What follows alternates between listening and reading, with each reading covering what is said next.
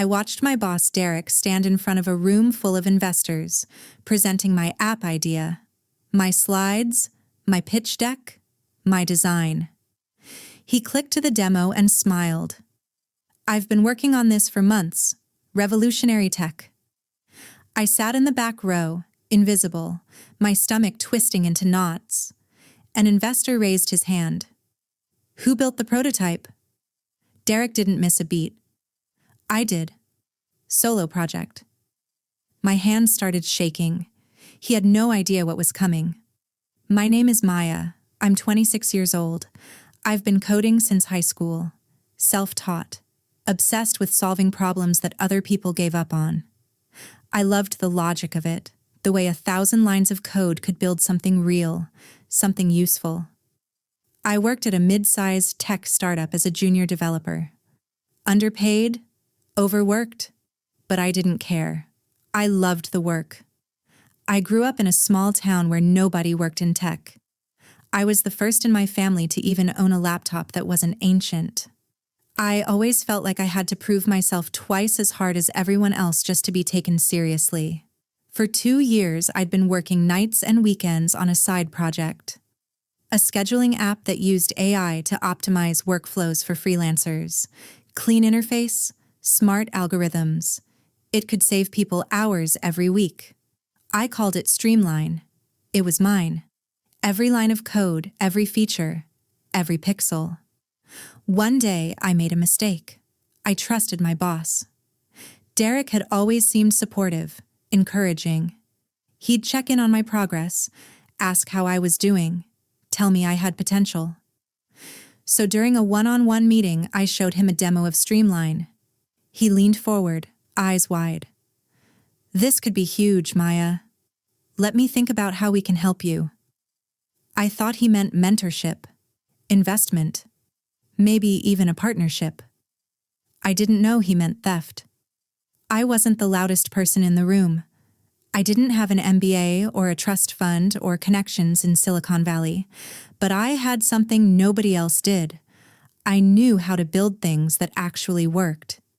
If you've ever trusted the wrong person with something you built, drop your location in the comments. I read everyone. 2 weeks after I showed Derek my app, he called me into his office. His tone was different. Cold. Formal. "We're restructuring your role. You'll be moved to QA testing." I blinked. "What? Why?" "Budget cuts. We need you somewhere else." My chest felt tight. QA testing was a step down, a dead end. I tried to stay professional. "What about Streamline? You said you'd help me pitch it." Derek barely looked up from his monitor. "Yeah, that's not going to work out. It's not viable." Not viable. My app. The one I'd spent 2 years building. I left his office feeling crushed. 3 days later, a company-wide email hit my inbox. Subject line, "Exciting new product launch." I opened it. Derek had written a long announcement about a new app the company was launching. Flaw, a scheduling app for freelancers using AI optimization. My hands went numb. I clicked the attachment. It was my app. Same interface, same features, same design. Even the tagline was mine. "Work smarter, not harder." I didn't think. I just walked straight to Derek's office and pushed the door open. "This is my app," I said. "You stole my idea." Derek leaned back in his chair, completely calm. "I don't know what you're talking about. I've been developing FlowSync for months." "I showed you the demo 2 weeks ago." He smiled, not friendly, condescending. "You showed me a rough concept. I took it and made it better." That's called innovation, Maya. Maybe you'll understand that when you've been in the industry longer. I stood there, shaking with rage and disbelief. He dismissed me with a wave of his hand. I went straight to HR. The woman behind the desk smiled politely as I explained everything. When I finished, she folded her hands. "Do you have documentation proving ownership?" It was a side project. I didn't trademark it or anything. I just built it. Her smile tightened. Without proof, there's not much we can do. That afternoon, I saw Derek's face on the company homepage. Press release. CEO Derek Hamilton unveils FlowSync, the future of freelance productivity. He was taking all the credit. Publicly, I was completely shut out of the FlowSync development team. They built a whole group around it. Designers, engineers, marketers, people I'd worked with for years. I overheard two of them talking in the break room. "Derek's a genius," one said. "This is going to put us on the map." I stirred my coffee and said nothing. I tried telling Jason, a coworker I thought I could trust. "Are you sure?" he asked, frowning. Derek's always been a straight shooter. I realized then that no one was going to believe me. Derek had the power, the title, the credibility. I was just a junior dev. At the company all-hands meeting, Derek presented FlowSync to the entire staff. He was charismatic, confident. The room ate it up. During the Q&A, someone asked, "Did you have a team helping you?" Derek paused, like he was being humble.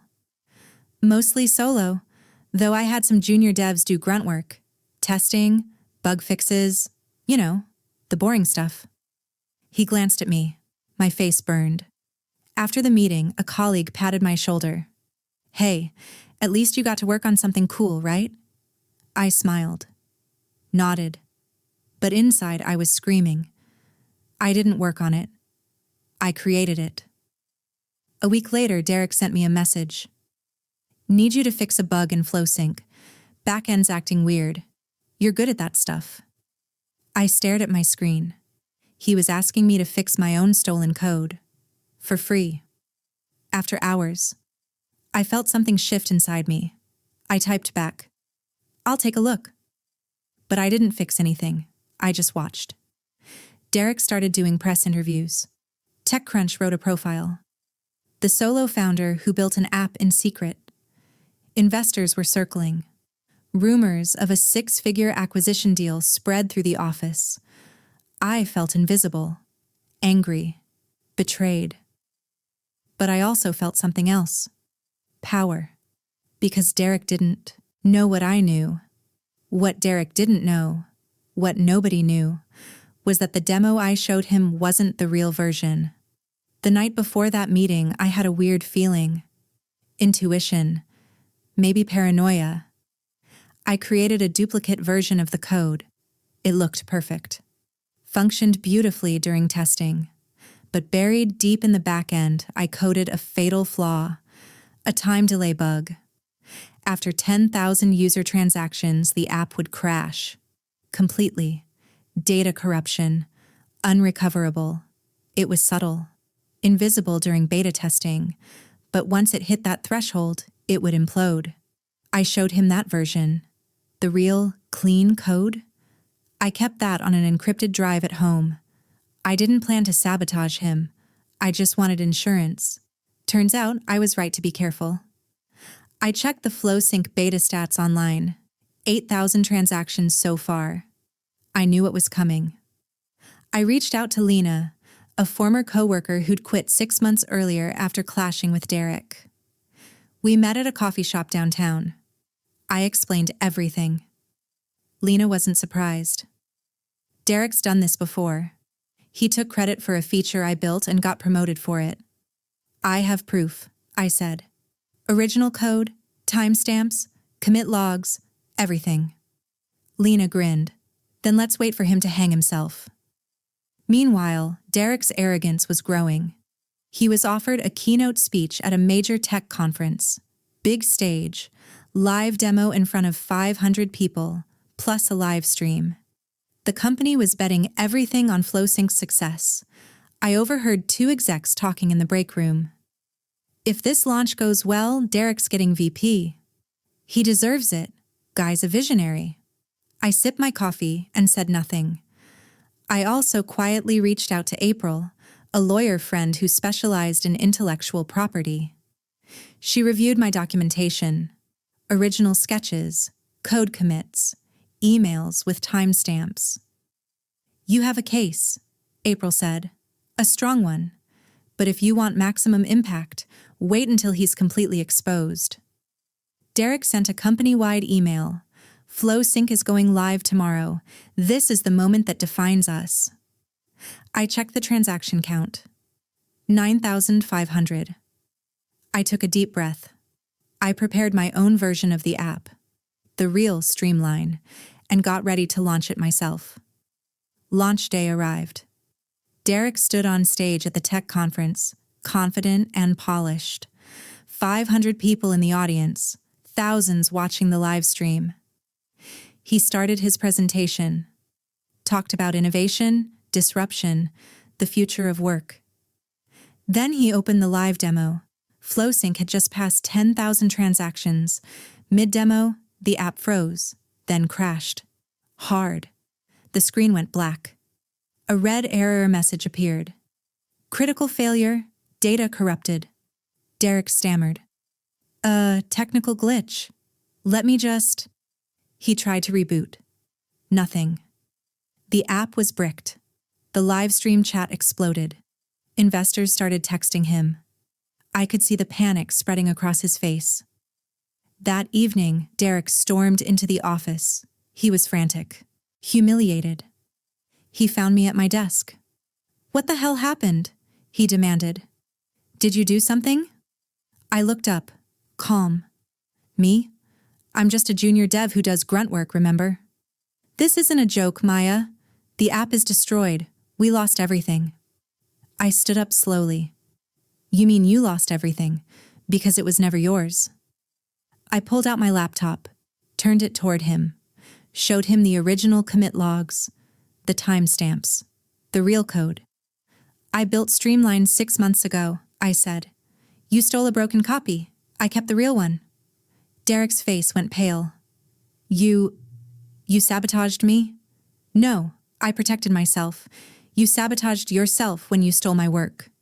I grabbed my bag. I have all the proof. Original designs, code, emails. I even have a lawyer ready to file. Derek tried to threaten me. No one will believe you. I'm the CEO. I smiled. Check your inbox. While Derek was panicking on stage, I'd sent an email to the investor group. With evidence. Screenshots. Code comparisons. Timestamps. I also posted a thread on Twitter with the full story. It went viral within an hour. TechCrunch pulled Derek's profile and wrote a new one. CEO accused of stealing employee's app idea. The company's board called an emergency meeting. Derek tried one last time. Maya, let's work this out. We can share credit. I cut him off. I don't want your credit. I don't want anything from you. I quit on the spot. As I walked out, I launched Streamline, the real version. On my own. Clean. Fast. Perfect. Within 2 weeks, Derek was forced to resign. The company tried to salvage FlowSync, but the damage was done. Investors pulled out. The app was dead. Derek's reputation was ruined. My Streamline started gaining traction. A small investor reached out. Someone who'd read my story and believed in my vision. I got seed funding. Not millions. But enough to build my startup the right way. Lena joined me as a co-founder. 3 months later, Streamline was featured in a top 10 apps to watch list. I got an email from Derek one morning. Subject line, I'm sorry. I deleted it without reading. Now I'm sitting in my tiny new office, laptop open, building something that's truly mine. For so long, I thought I needed his approval, his platform, his validation. But the truth is, I never did. I just needed to believe in myself enough to walk away. Derek tried to steal my dream. Instead, he gave me the push I needed to claim it. If you've ever had someone steal your work, your idea, or your credit, you're not alone. Hit subscribe and tell me your story in the comments. Where are you watching from? I want to hear from every corner of the world. Drop your location below, And if you're building something right now, don't let anyone convince you it's not good enough. Protect your work. Trust your gut. And never let someone else take what's yours. Thanks for listening. I'll see you in the next one.